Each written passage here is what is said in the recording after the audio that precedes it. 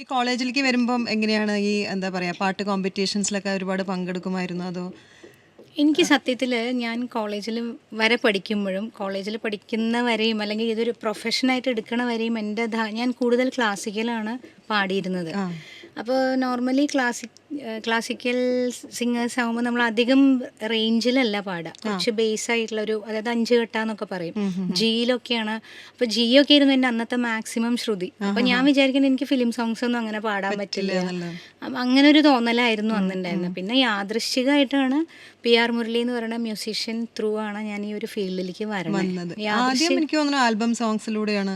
അതെ അതെ അതെ. ഞാൻ ഗാനമേളയിൽ പോലും അങ്ങനെ പാടിയിട്ടില്ല അതിന് മുന്നേ, കല്യാണത്തിന് മുന്നേ. കല്യാണം കഴിഞ്ഞ് തീർച്ചയായിട്ടും അരുണിൻ്റെ ഒപ്പം എറണാകുളത്തേക്ക് വന്നതാണ് ഒരു, നമ്മൾ റൈറ്റ് ടൈം റൈറ്റ് പ്ലേസ് എന്ന് പറയണ പോലെ എറണാകുളത്തേക്ക് വന്നതാണ് ഒരു വലിയ.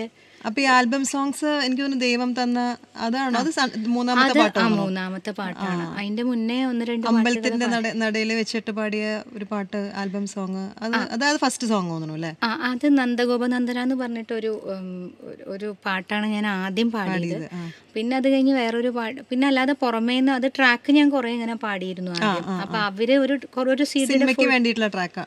അല്ല, സിനിമയ്ക്കല്ല, ആൽബംസിന് വേണ്ടി. ട്രാക്ക്. Okay okay.